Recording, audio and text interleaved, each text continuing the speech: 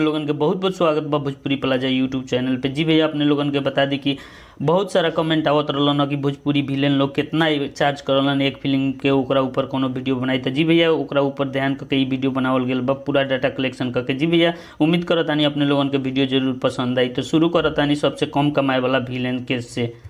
ए list में सबसे पहले पड़े वाला विलन बना बलेश्वर सिंह जी। जी भैया, अपने लोगन के बता दी कि बलेश्वर सिंह जी बहुत ही पुराना खलनायक हो भोजपुरी इंडस्ट्री के, लेकिन भोजपुरी इंडस्ट्री में खासे कदम न जमा सकल। जी भैया, इनकर एक फिल्म के चार्ज है 50 से 60 हज़ार रुपया। जी भैया, अपने लोगन के बता दी ए लिस्ट में दूसर का बारन अमित शुक्ला जी, जौन की भोजपुरी इंडस्ट्री में कुछ कदम जमा ले बारन और क्रैक फाइटर और संगंध में काम कर ले बारन, जिनकर एक फिल्म के चार्ज है जी भैया अपने लोगन को बता दी कि 1 से 2 लाख रुपया। जी भैया, अपने लोगन को बता दी कि कभी कभी इनका रेट चार्ज बढ़ भी जाले। जी भैया, अपने लोगन को बता दी कि अगला ए में पड़े वाला विलेन बारन देव सिंह जी। जी भैया, अपने लोगन को बता दी कि देव सिंह जी चर्चित बारन और प्रसिद्ध भी बारन।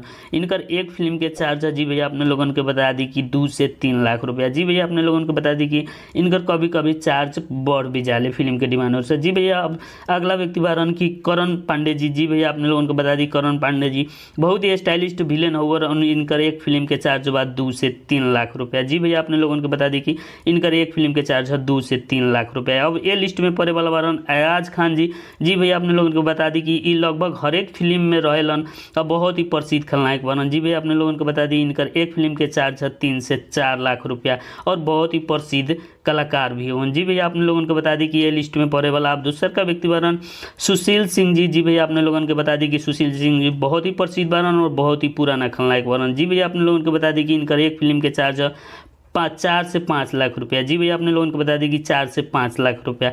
अब ये लिस्ट में पड़े वाला दूसर का व्यक्ति बनन जी भैया संजय पांडे जी। जी बहुत ही भोजपुरी के प्रसिद्ध खलनायक हो, इनका लगभग सब भोजपुरी इंडस्ट्री में सब जाने ला, भोजपुरी फिल्म के चाय वाला सब जाने। इनकर एक फिल्म के चार्ज है 4 से 5 लाख रुपया। जी भैया, अपने लोगों को बता दी कि कभी कभी इनका रेट बढ़ भी जाले। जी भैया, ये लिस्ट में पड़े वाला अब दूसर व्यक्ति बारन गोपाल राय जी। जी भैया, अपने लोगों को बता दी कि गोपाल राय जी के बहुत पुराना कभी बाबूजी के रोल खेलाना ना, कभी विलेन के भी रोल खेलाना, और इनका एक मूवी के चार्ज बा जी भैया अपने लोगों को बता दी 5 से 6 लाख रुपया। जी भैया, अपने लोगों को बता दी कभी कभी चार्ज बढ़ भी जाले। अब ये लिस्ट में पड़े वाला दूसर का बारन जी बारन की मनोज टाइगर जी। जी भैया, अपने लोगों को बता दी कि मनोज टाइगर जी के बतासा चाचा के नाम से जानल जाले। जी भैया, भोजपुरी इंडस्ट्री में बहुत सारा नाम कमल और इनका एक मूवी के चार्ज बा जी भैया अपने लोगों को बता दी 6 से 7 लाख रुपया। जी भैया, अपने लोगों के बता दी कि अब ये लिस्ट में पड़े वाला वर्णन भोजपुरी के सबसे बड़ा डॉन और सबसे बड़ा खलनायक अवधेश मिश्रा जी। जी भैया, अपने लोगों को बता दी कि अवधेश मिश्रा बहुत ही प्रसिद्ध हुए भोजपुरी इंडस्ट्री में और इनकर एक फिल्म के चार्ज है जी भैया अपने लोगों को बता दी कि 7 से 8 लाख रुपया। जी भैया, कभी कभी इनका चार्ज बढ़ भी जाले फिल्म के बजट अनुसार।